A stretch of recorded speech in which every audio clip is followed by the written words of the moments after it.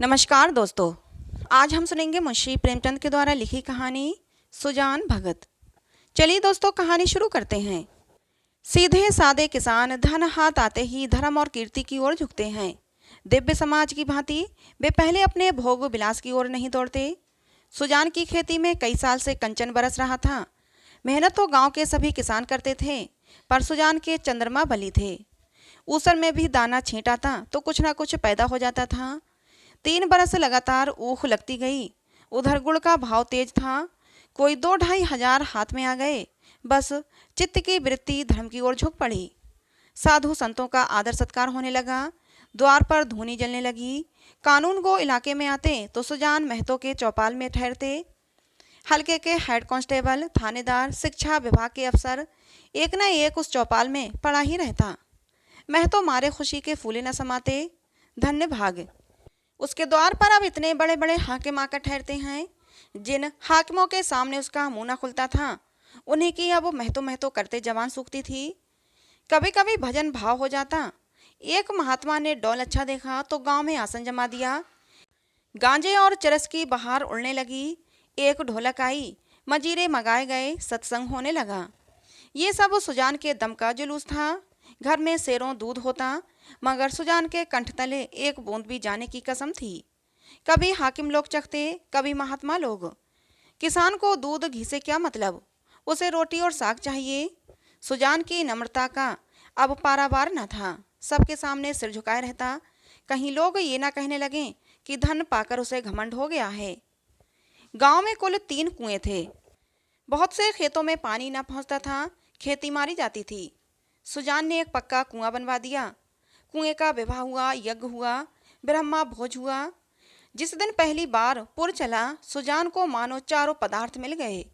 जो काम गांव में किसी ने ना किया, वह बाप दादा के पुण्य प्रताप से सुजान ने कर दिखाया। एक दिन गांव में गया के यात्री आकर ठहरे। सुजान ही के द्वार पर उनका भोजन बना। सुजान के मन में भी गया करने की बहुत दिनों से इच्छा थी। ये अच्छा अवसर देखकर वो भी चलने को तैयार हो गया। उसकी स्त्री बुलाकी ने कहा, अभी रहने दो, अगले साल चलेंगे। सुजान ने गंभीर भाव से कहा, अगले साल क्या होगा कौन जानता है।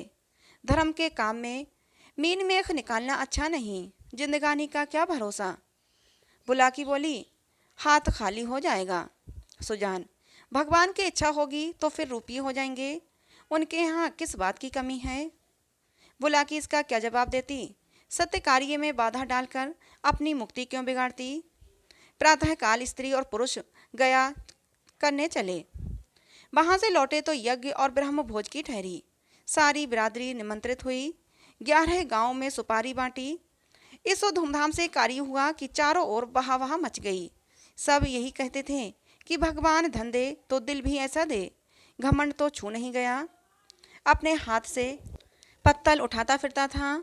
कुल का नाम जगा दिया। बेटा हो तो ऐसा हो। बाप मरा तो घर में भूनी भांग भी नहीं थी।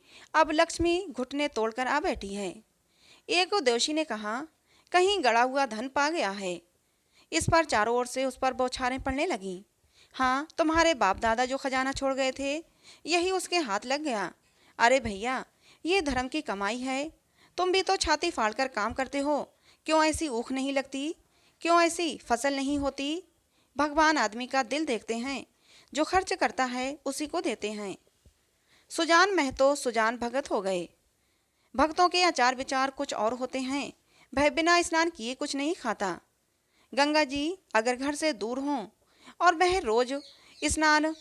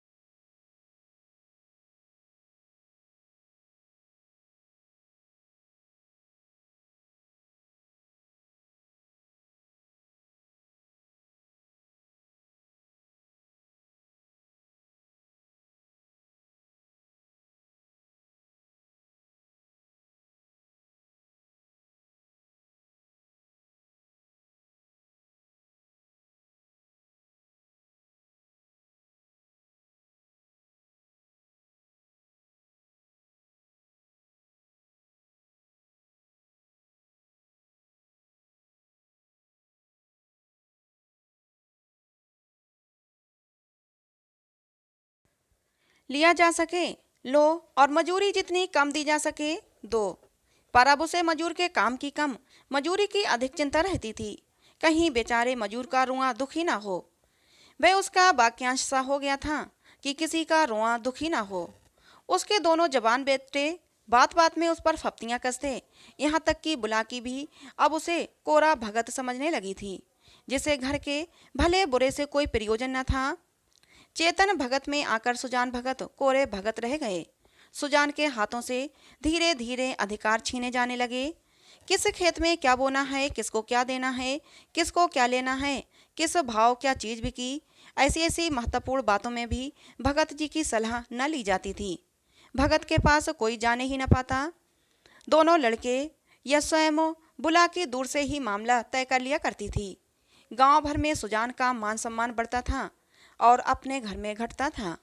लड़के उसका सत्कार अब बहुत करते। हाथ से चारपाई उठाते देख लपक कर खुद उठा लाते। चिलम न भरने देते, यहाँ तक कि उसकी धोती छांटने के लिए भी आग्रह करते थे। मगर अधिकार उसके हाथ में न था। वह अब घर का स्वामी नहीं, मंदिर का देवता था। एक दिन बुलाकी ओखली में दाल छांट रही थी। एक भिखमंगा द्वार पर आकर चिल्लाने लगा। बुलाकी ने सोचा, दाल छांट लूं तो उसे कुछ दे दूं।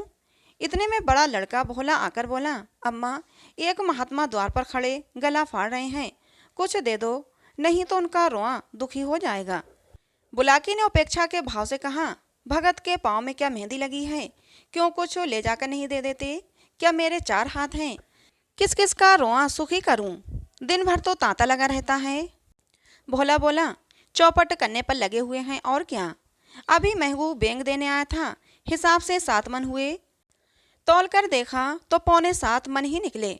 मैंने कहा 10 सेर और ला, तो आप बैठे बैठे कहते हैं अब इतनी दूर कहाँ जाएगा, भरपाई लिख दो, नहीं तो उसका रोआ दुखी होगा। मैंने भरपाई नहीं लिखी, 10 सेर बाकी लिख दी। बुलाकी बोली, बहुत अच्छा किया तुमने, बकने दिया करो, 10 5 दफ़े मुँह की खा जाएंगे तो आप ही बोलना छोड़ देंगे। भोला बोला, दिन भर एक न एक खुचड़ निकालते रहते हैं, 100 दफ़े कह दिया कि तुम घर गृहस्थी के मामले में न बोला करो, पर इनसे बिना बोले रहा ही नहीं जाता। बुलाकी, अगर मैं जानती कि इनका यह हाल होगा तो गुरु मंत्र न लेने देती। भोला, भगत क्या हुए कि दीन दुनिया दोनों से गए, सारा दिन पूजा पाठ में ही उड़ जाता है, अभी ऐसे बूढ़े नहीं हो गए कि कोई काम ही ना कर सकें। बुलाकी ने आपत्ति की, भोला, ये तुम्हारा को न्याय है, फावड़ा कुदाल अब उनसे नहीं हो सकता, लेकिन कुछ ना कुछ तो करते ही रहते हैं। बैलों को सानी पानी देते हैं, गाय दुहाते हैं, और भी जो कुछ हो सकता है करते ही हैं। भिक्षु को अभी तक खड़ा चिल्ला रहा था। सुजान ने जब घर में से किसी को कुछ लाते नहीं देखा तो उठकर अंदर गया और कठोर स्वर से बोला, तुम लोगों को कुछ सुनाई नहीं देता कि द्वार पर कौन घंटे भर से खड़ा भीख मांग रहा है? अपना काम तो दिन भर करना ही है, एक क्षण भगवान का काम भी तो कर लिया करो। बुलाकी, तुम तो भगवान का काम करने ही बैठे हो, क्या घर भर भगवान का ही काम करता रहेगा? सुजान, आटा कहाँ रखा है, लाओ, मैं ही निकाल कर दे आऊँ, तुम रानी बनकर बैठो। बुलाकी, आटा मैंने मर मर कर पीसा है, अनाज दे दो, ऐसे मुड़चिड़ों के लिए पहले रात से उठकर चक्की नहीं चलाती हूँ। सुजान भंडार में गए और एक छोटी सी छबड़ी को जौ से भरे हुए निकले। जौ सेर भर से कम न था। सुजान ने जानबूझकर केवल बुलाकी और भोला को चढ़ाने के लिए भिक्षा परंपरा का उल्लंघन किया था, तिस पर भी ये दिखाने के लिए कि छबड़ी में बहुत ज़्यादा जौ नहीं है, वह उसे चुटकी से पकड़े हुए थे। चुटकी इतना बोझ न संभाल सकती थी, हाथ कांप रहा था। एक क्षण विलंब होने से छबड़ी के हाथ से छूटकर गिर पड़ने की संभावना थी, इसलिए वह जल्दी से बाहर निकल जाना चाहते थे। सहसा भोला ने छबड़ी उनके हाथ से छीन ली और त्योरियां बदलकर बोला, सेंत का माल नहीं है जो लुटाने चले हो, छाती फाड़ फाड़ कर काम करते हैं तब दाना घर में आता है। सुजान ने खिसियाकर कहा, मैं भी तो बैठा नहीं रहता। भोला, भीख भीख की तरह दी जाती है, लुटाई नहीं जाती, हम तो एक बेला खाकर दिन काटते हैं और तुम्हें लुटाने की सूझी है, तुम्हें क्या मालूम कि घर में क्या हो रहा है। सुजान ने इसका कोई जवाब न दिया। बाहर आकर भिखारी से कह दिया, बाबा इस समय जाओ, किसी का हाथ खाली नहीं है, और पेड़ के नीचे बैठकर विचारों में मगन हो गया। अपने ही घर में उसका यह अनादर, अभी वह अपाहिज नहीं है, हाथ पांव थके नहीं हैं, घर का कुछ ना कुछ काम करता ही रहता है। उस पर यह अनादर। उसी ने घर बनाया, यह सारी विभूति उसी के श्रम का फल है। पर अब इस घर पर उसका कोई अधिकार नहीं रहा। अब वो द्वार का कुत्ता है, पड़ा रहे, और घर वाले जो रूखा सूखा दे दें वह खाकर पेट भर लिया करे। ऐसे जीवन को धिक्कार है। सुजान ऐसे घर में नहीं रह सकता। संध्या हो गई थी। भोला का छोटा भाई शंकर नारियल भरकर लाया। सुजान ने नारियल दीवार से टिका कर रख दिया। जरा देर में भोला ने द्वार पर चारपाई डाल दी। सुजान पेड़ के नीचे से न उठा।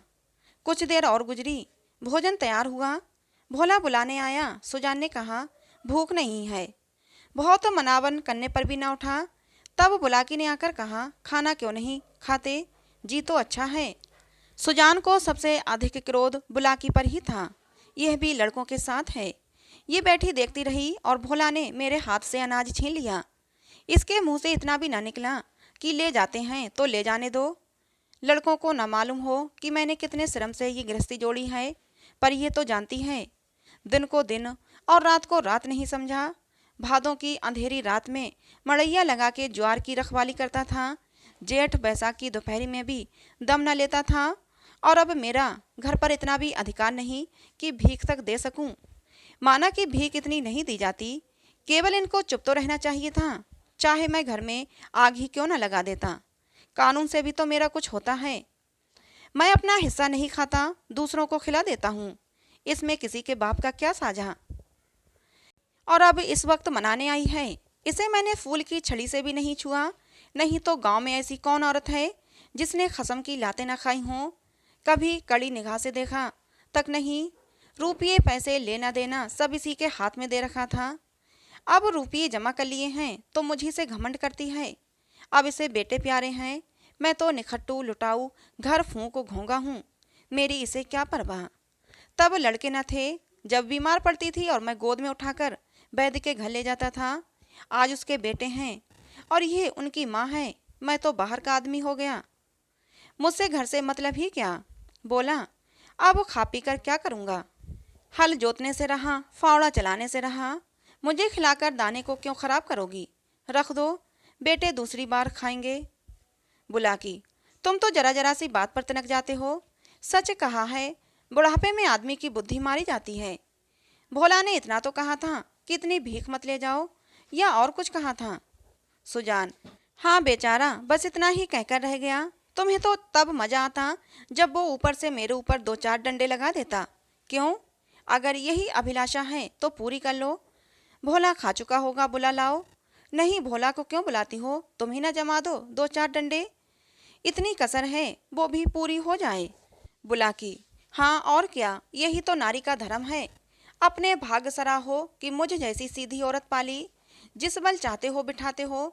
ऐसी मुंहजोर होती तो तुम्हारे घर में एक दिन भी निभाना होता। सुजान, हाँ भाई, वो तो मैं ही कह रहा हूँ कि देवी थी और हो।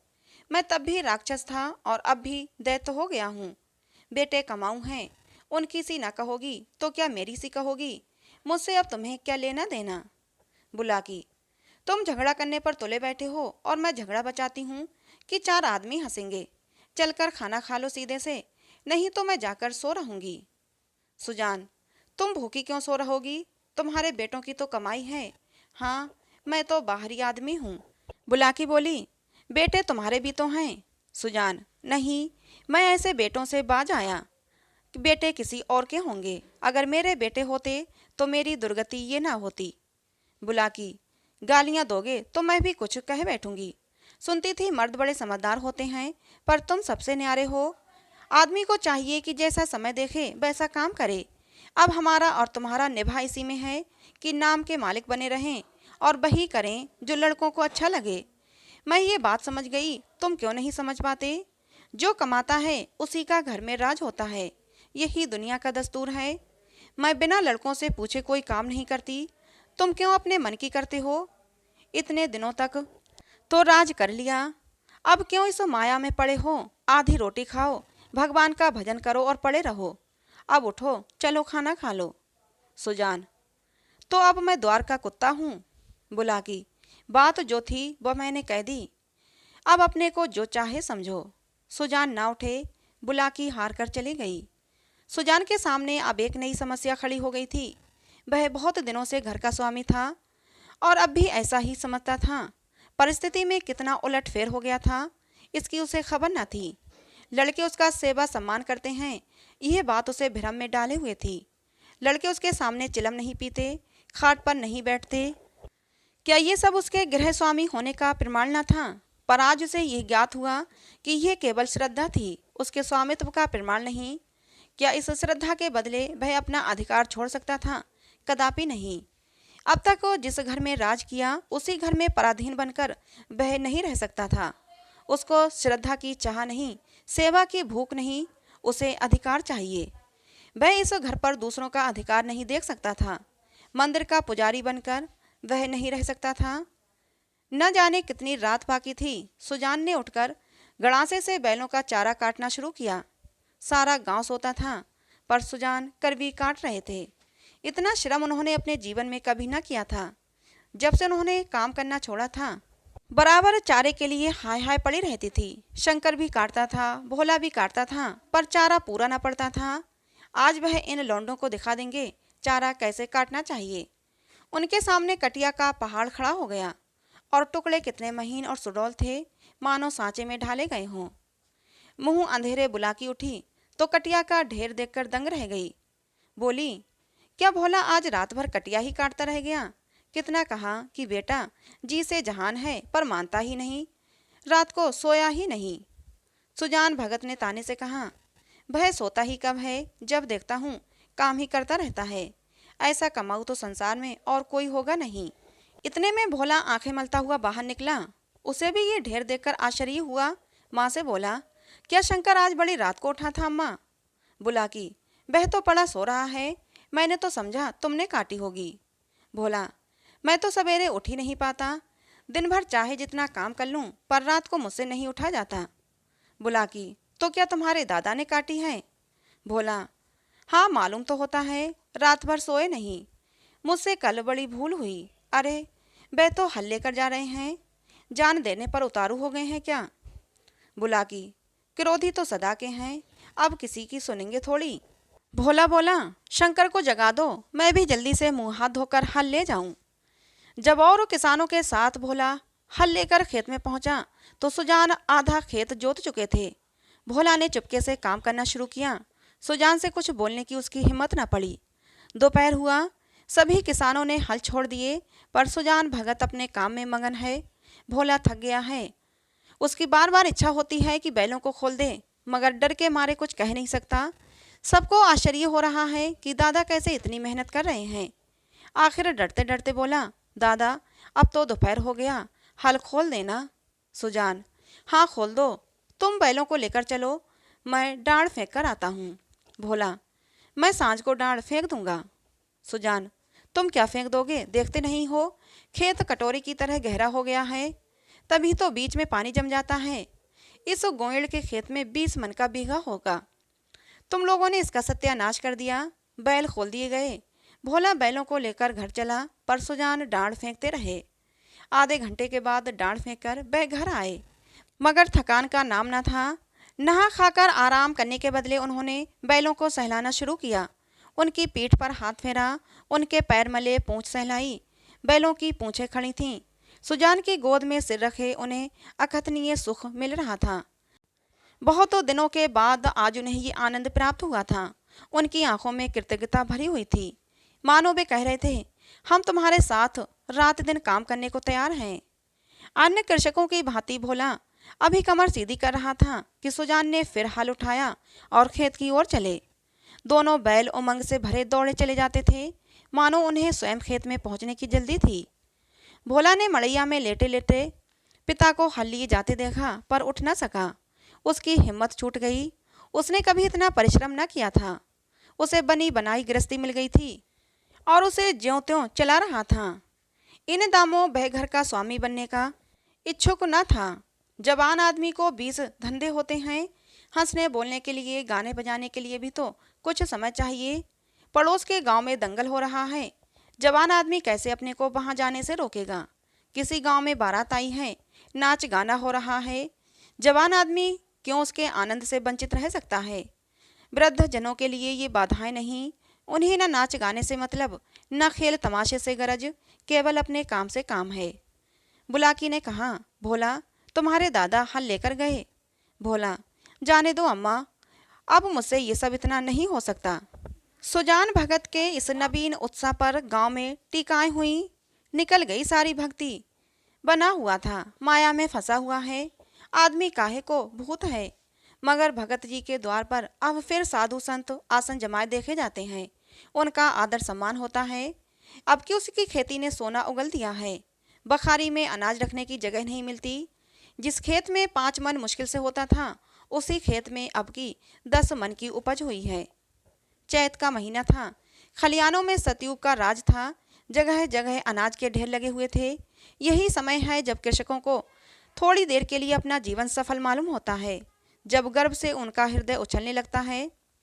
सुजान भगत टोकरे में अनाज भर भर कर देते थे और दोनों लड़के टोकरे ले जाकर घर में अनाज रख आते थे। कितने ही भाट और भिक्षुक भगत जी को घेरे हुए थे। उनमें वह भिक्षुक भी था जो आज से 8 महीने पहले भगत के द्वार से निराश होकर लौटा था। सहसा भगत ने उस भिक्षुक से पूछा, क्यों बाबा, आज कहाँ कहाँ चक्कर लगा आए? भिक्षुक, अभी तो कहीं नहीं गया भगत जी, पहले तुम्हारे ही पास आया हूँ। भगत, अच्छा, तुम्हारे सामने ये ढेर है, इसमें से जितना अनाज उठाकर ले जा सकते हो ले जाओ। भिक्षुक ने क्षुब्ध नेत्रों से ढेर को देखकर कहा, जितना अपने हाथ से उठाकर दे दोगे उतना ले लूँगा। भगत बोला, नहीं, तुमसे जितना उठ सके उठा लो। भिक्षुक के पास एक चादर थी, उसने कोई 10 सेर अनाज उसमें भरा और उठाने लगा। संकोच के मारे और अधिक भरने का उसे साहस न हुआ। भगत उसके मन का भाव समझकर आश्वासन देते हुए बोले, बस इतना तो एक बच्चा भी उठाकर ले जाएगा। भिक्षुक ने भोला की ओर संदिग्ध नेत्रों से देखकर कहा, मेरे लिए इतना ही बहुत है। भगत, नहीं, तुम सकुचाते हो, अभी और भरो। भिक्षुक ने एक पसेरी अनाज और भरा और फिर भोला की ओर सशंक दृष्टि से देखने लगा। सुजान भगत बोले, उसकी ओर क्या देखते हो बाबा जी, मैं जो कहता हूँ वह करो, तुमसे जितना उठाया जा सके उठा लो। भिक्षुक डर रहा था कि कहीं उसने अनाज भर लिया और भोला ने गठरी न उठाने दी तो कितनी भद्द होगी और भिक्षुकों को हंसने का अवसर मिल जाएगा। सब यही कहेंगे कि भिक्षुक कितना लोभी है, उसे और अनाज भरने की हिम्मत न पड़ी। तब सुजान भगत ने चादर लेकर उसमें अनाज भरा और गठरी बांधकर बोले, इसे उठाकर ले जाओ। भिक्षुक बोला, बाबा, इतना तो मुझसे ना उठ सकेगा। भगत, अरे इतना भी ना उठ सकेगा, बहुत होगा तो मन भर, भला जोर तो लगाओ, देखूं उठा सकते हो या नहीं। भिक्षुक ने गठरी को आजमाया, भारी थी, जगह से हिली भी नहीं। बोला, भगत जी, ये मुझसे ना उठ सकेगी। भगत, अच्छा बताओ किस गांव में रहते हो? भिक्षुक, बड़ी दूर है भगत जी, अमोला का नाम तो सुना होगा। भगत, अच्छा, आगे आगे चलो, मैं पहुंचा दूंगा। ये कहकर भगत ने जोर लगाकर गठरी उठाई और सिर पर रखकर भिक्षुक के पीछे हो लिए। देखने वाले भगत का ये पौरुष देखकर चकित हो गए। उन्हें क्या मालूम था कि भगत पर इस समय कौन सा नशा था। 8 महीने के निरंतर अविरल परिश्रम का आज उन्हें फल मिला था। आज उन्होंने अपना खोया हुआ अधिकार फिर पाया था। वही तलवार जो केले को भी नहीं काट सकती थी, सान पर चढ़कर लोहे को काट देती है। मानव जीवन में लाग बड़े महत्व की वस्तु है। जिसमें लाग है वह बूढ़ा भी तो जवान है, जिसमें लाग नहीं, गैरत नहीं, वह जवान भी मृतक है। सुजान भगत में लाग थी और उसी ने उन्हें अमानुषीय बल प्रदान किया था। चलते समय उन्होंने भोला की ओर सगर्व नेत्रों से देखा और बोले, ये भाट और भिक्षुक खड़े हैं, कोई खाली हाथ न लौटने पाए। भोला सिर झुकाए खड़ा था, उसे कुछ बोलने का हौसला न हुआ। वृद्ध पिता ने उसे परास्त कर दिया था। तो दोस्तों, ये कहानी थी मुंशी प्रेमचंद के द्वारा लिखी, जिसका नाम था सुजान भगत। कहानी आपको कैसी लगी जरूर बताना। कहानी अच्छी लगी हो तो प्लीज़ इसे एक लाइक करना, चैनल को सब्सक्राइब करना। मिलते हैं दोस्तों अगली किसी नई कहानी में।